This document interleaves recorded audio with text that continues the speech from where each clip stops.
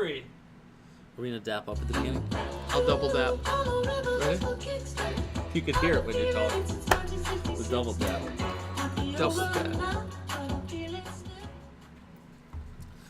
What's up, everyone? Welcome back to another episode of the Commish Show. It's the Week 8 recap, and we got Tuna with us, and also Sean, so I want to thank them for coming. Well, thank Sean for coming. Appreciate it. Thank you for having me. It's a beautiful studio. I love the It's been setup. a couple weeks of Tuna being missing, yes. but we're back here. Yeah, he's back. Back and at him.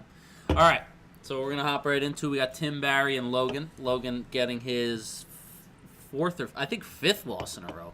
Yeah, fifth loss in a row. Starting off hot, Started out 3-0, hasn't won since. Started Trash. running his mouth, and then the Traded losses started some would piling say up. the trade to me of Marshawn Lynch was the downfall. Yeah, I wouldn't say that, but sure. I don't know, because how did Marshawn Lynch do so far? Well, my man is a thug. You're not wrong. Yo, You are he not is wrong. wrecking high schoolers. I've seen them stiff arms. He's savage right out there. But not for your team. But anyways, let's take a look at this. We see Logan, again, pulls off the L. Tim Barry coming up solid, 117-89. So what are you guys' thoughts? That Houston-Seattle game, that was Epic. just crazy. That was a great game. Great game. Yeah, that was great for Tim Barry. Had Lockett and Graham. They both had 17-9 and 19-9. Yeah. I think that really did it for him because other than that, he had no one above. He had one person above 13. Yeah. And that was pretty much it for him. You know, what I really loved about this game is actually what didn't actually happen between the two teams. It was immediately afterwards that Logan goes and makes the move to get Paul Richardson because Paul Richardson had a game for Seattle. So, of course, that's the first person our man Logan is going to target. Kudos, Logan, for watching TV. Good job, Logan. But we'll hop into the next one. We got RJ against Andrew. And Tuna Arch here, another win. Another big one. He didn't drop his team like he was threatening to. I really would have liked to see him do it because I don't think he would have did it. I would have been interested to see what the commissioner's ruling would have been on that. It would have been interesting. He wouldn't have did it, so there wouldn't have to be a ruling. All right. Tuna, what do you think here?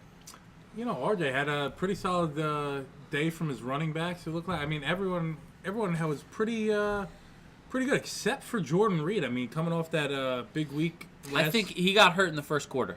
He had that one catch. It was injury related. Yeah. I did not know that, but everyone, you know, pretty much above 11 points except for his kicker and obviously Jordan Reed because he got injured.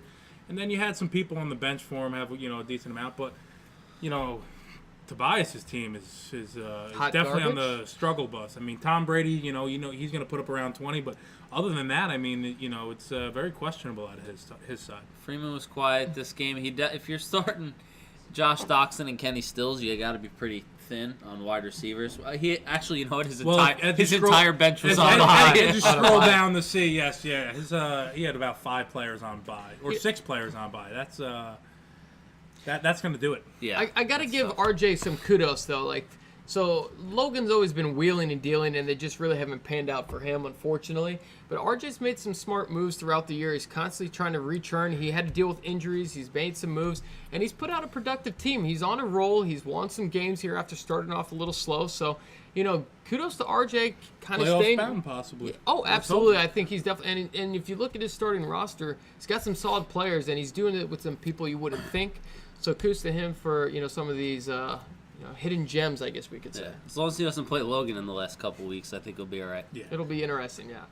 All right, we'll move to the next one. It was me against Auto Draft Mike, and beat him by 10. I think this came down to the Monday night game. Kareem Hunt. Yeah. And he had the Chiefs' defense, which the defense put up a great game. Just went off. Yeah. Peters in particular, Marcus Peters had a hell of a game. Yes. Two of those 3 turnovers or 2 of those 5 turnovers that they had were him. Yeah, early touchdown by the Chiefs D, and I was a little bit worried, but it's only a defense. They can't really advance further in points. They kind of just, if they score a touchdown or something, they kind of just go down. But they kept getting turnover after turnover.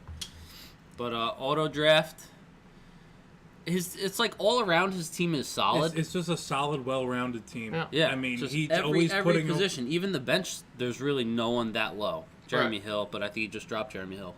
this week. I mean, it's always around 110 for him. I mean, and obviously it's, you're hoping for that because some people in this league can't even break 90. Yeah, myself included for a couple weeks. It was tough, Definitely. Breaking that 100. Yeah, Mick's been putting up some points consistently the last several weeks. He's definitely got a very solid team and can be dangerous at any point.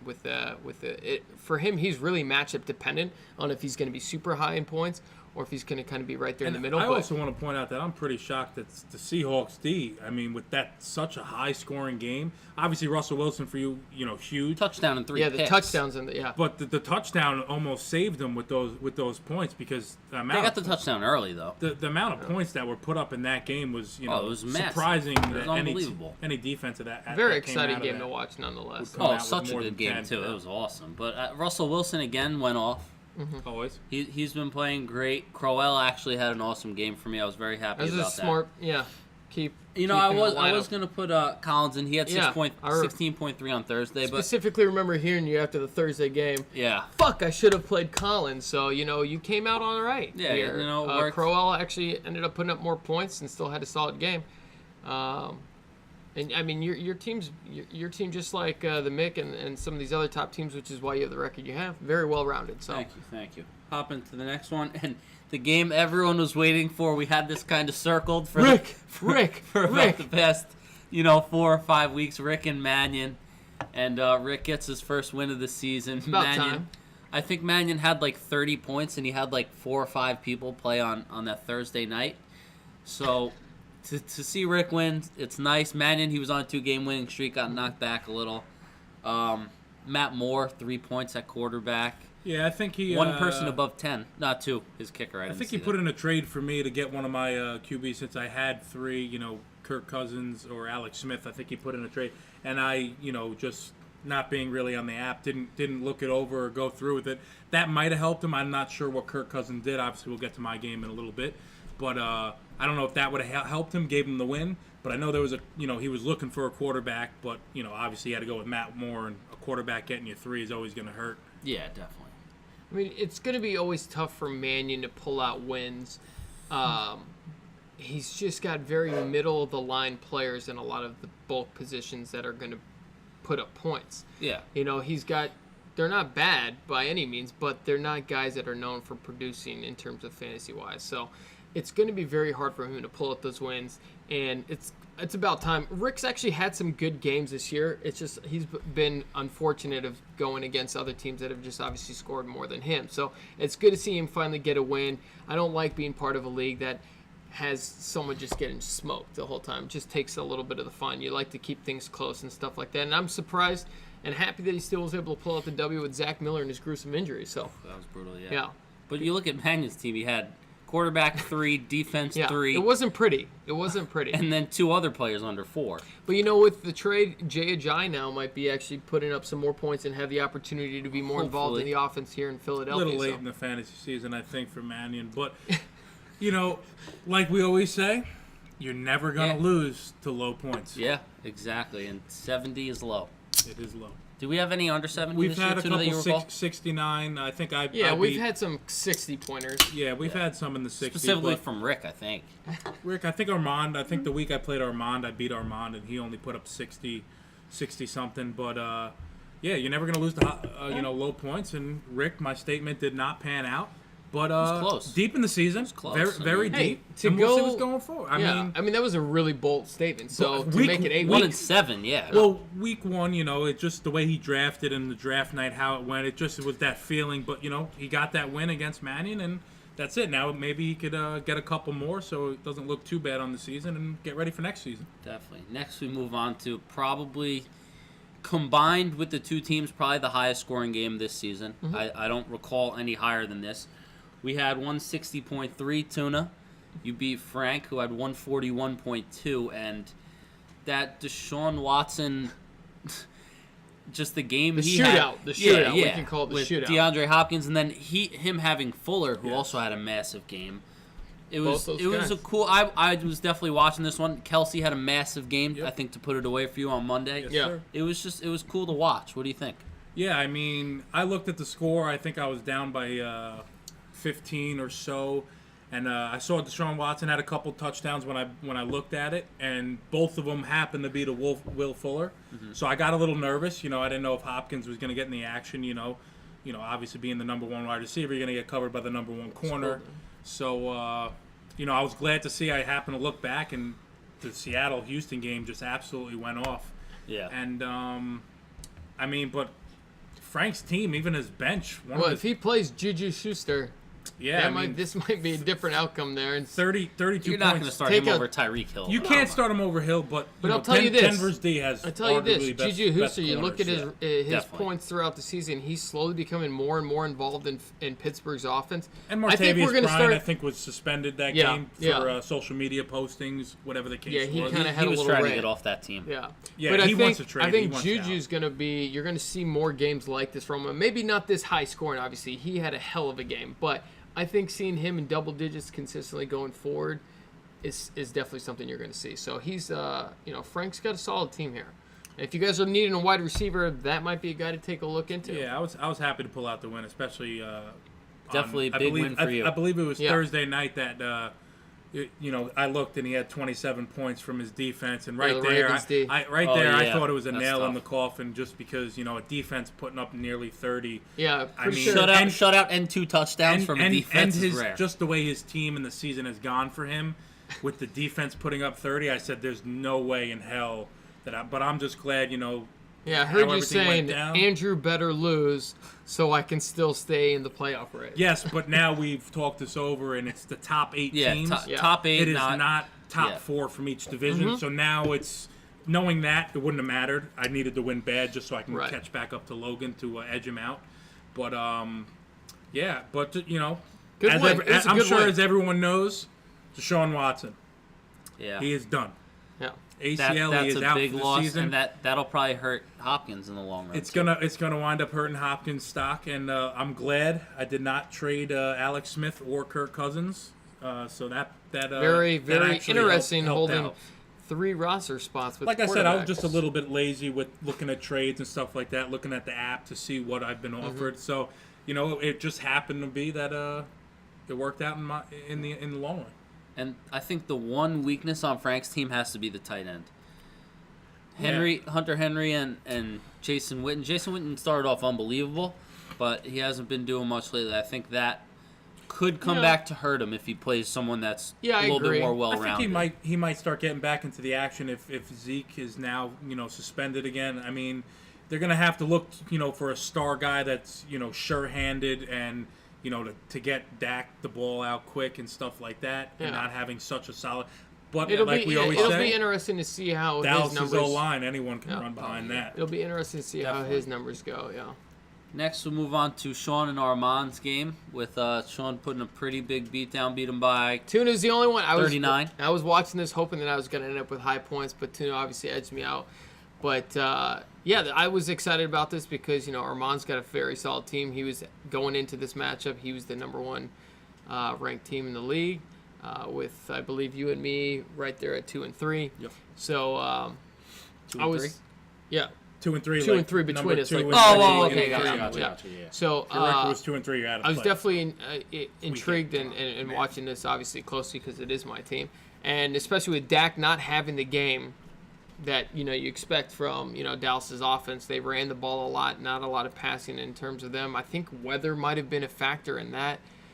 They played at Washington. I think there was some rainy day, so there wasn't a lot Northeast. of balls slung in the air. But I made a last second move there to put Doyle in the flex due to some of my buys and injuries and stuff like that. So it paid off. I was really even glad. without Doyle though. I mean, Amar's team just didn't put up the points. Right. Yeah. But it was a great little switch for you to put him in. I mean, 30 points out of a tight end. Yeah. In the flex double position. running a double tight end. Yeah, I mean, there.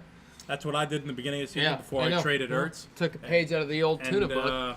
Ertz, man, helping Logan out, but maybe not so much because he's lost 5 in a row. But I was really pumped to see McCoy actually put up a really good game. He's had some decent points throughout the year, but I think this is the second game I think he's had a touchdown. So he hasn't really hit the end zone too many times this year, so it's really good to see him get in there. And I was just really pumped to see how some of their D played really well. That was an interesting game, the Bills, Oakland. But yeah, I mean, and Frank or Armand's got some solid players though on his team. I think they had some tough matchups, and they just didn't really put up the points that he's probably looking for, obviously. So Definitely, Sean. I got one question for you. Your Yeah. wide receivers, do they kind of worry you a little bit? Because I'm not seeing Yeah. anyone who's like. So you could look at a couple guys Right. and like you'll be like, oh, this guy will definitely get me Right. 12 to 15 points at least every week. So that's one of the places where I feel a little nervous. Obviously, with when Aaron Rodgers went down, the Packers were on a bye this week. I got Devontae Adams, and he was someone I was really feeling could kind of fly under the radar as being a really solid option. Well, now with Hundley, who doesn't know how to throw a football, we'll see how that goes, and I'm hoping they pick this up with the bye week, gets a little bit more practice. Bryan has actually been, not amazing, but he's been pretty solid. But obviously, I think He's still a whether, hit or miss type of guy, right, especially the cornerbacks Right. he plays in his division. yeah. And Deshaun actually has been having some hit and miss games as well. So I mean, they've his got entire guys. career has yeah. been hit or miss. They've got potential. That's the thing is with them, they have potential, but it hasn't been consistent. Yep. All right, so that's all of them, right? Yeah. All right, so we will look at the standings. The We'll playoff check pictures out. here. Yeah, we'll look at our playoff picture, what we think's going to happen, and just other kind of notable things. Like I think the first thing we have the trade deadline. That's November 22nd. That's coming up. So we look at it. We got 3 teams at 6-2. Me, Sean, and Armand. Would you say that's pretty much a lock for the playoffs at this point? Yeah, I think this is pretty much a lock here, especially in your guys' division. I could almost bag and tag that you and Armand are going to be in the playoffs within your division. My division is a little bit more competitive, so obviously the next few weeks it could change. I mean, I could rock from the top to the bottom, although I've been consistently at the top, so I'm hoping I can continue to ride that. Frank's got a fantastic team. Auto Draft's been actually doing really well. And Tim Berry, surprisingly, he might not be as spoken of or as much, but he's pulled out more wins than losses. So Yeah, that's he's always a winning good. games. That's always a good thing. And RJ's riding, a little wave here. So I think there's some noise to be made, and it'll be interesting to see. But I'm going to go on a limb and say that you and Armand are locked for the playoffs. Definitely. And something interesting, if you look at the points for, Altan is at 897. So he's basically at 900, and then I'm at 980. Right. Sean, you're at 1019, and then Frank's at 1050. Yeah. That's just a step above. You look at Armand, he's at 845, and he's 6-2.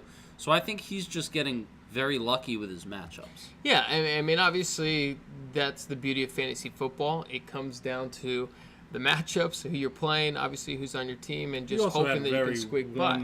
Piss poor week with that. He's Right. one of the ones that had that against Yeah. me. He had the He's 60 had a couple game. low-scoring matchups. I think there was back-to-back weeks where he actually really was struggling. It was against Logan. He played Logan one week, and I think he won by a point or two with 70 points. Yeah. And then the week before he lost to me at 60 points. So, I mean, Let's go down to the two West. weeks for him were really low.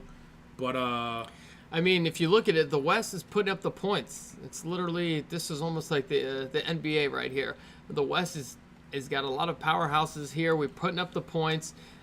You guys have 3 teams in the East that have not put up 800 points. We've only got 1 team in the West with under 800 points. So, high-scoring offenses in the West. But I think this makes it very interesting because it can be just like that things can change here coming into the home stretch here as we head into the playoffs. But I think this makes things exciting, not only for our division, but for your guys too.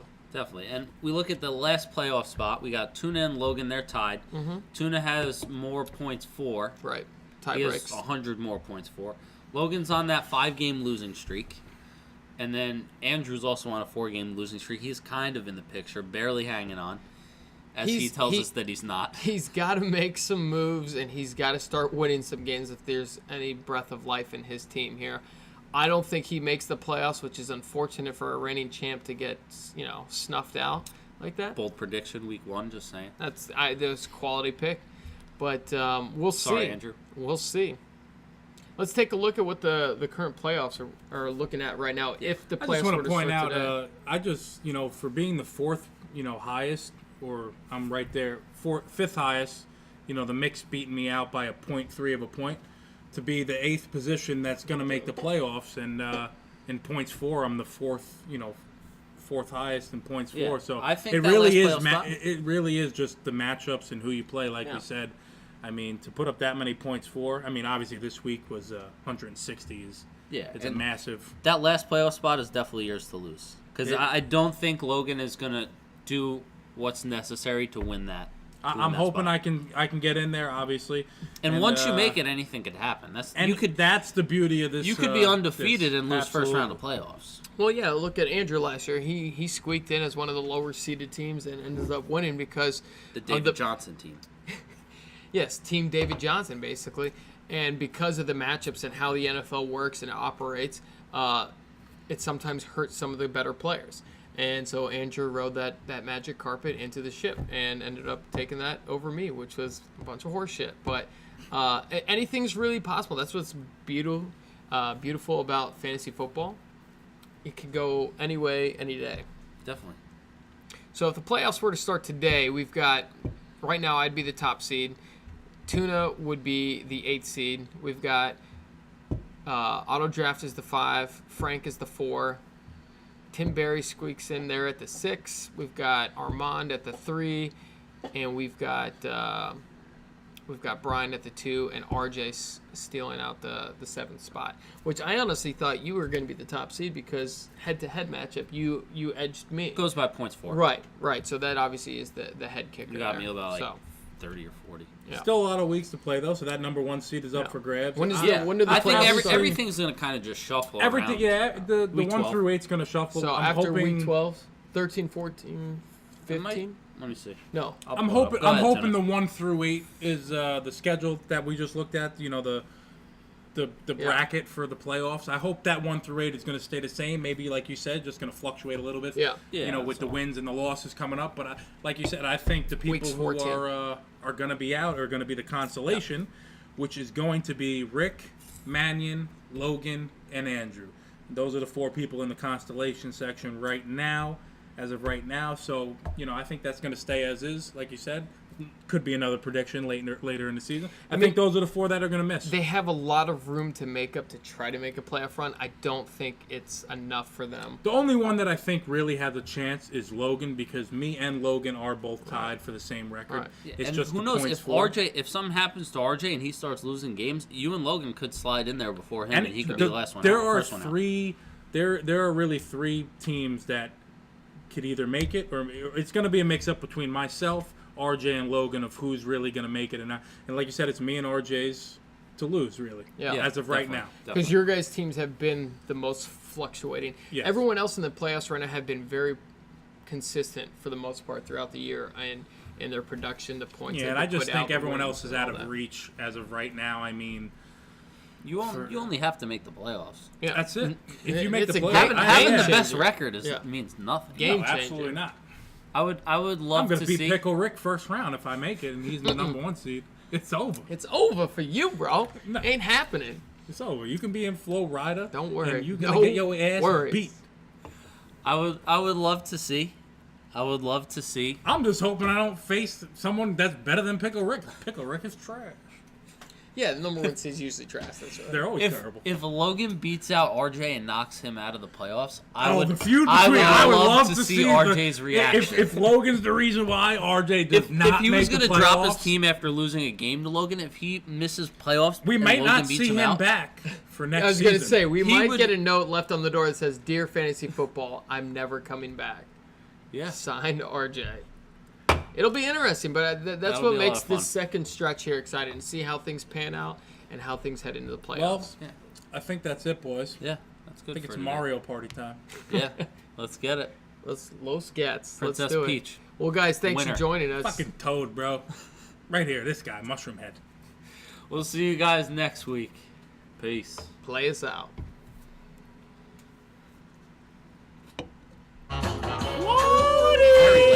Very, come on, Andrew.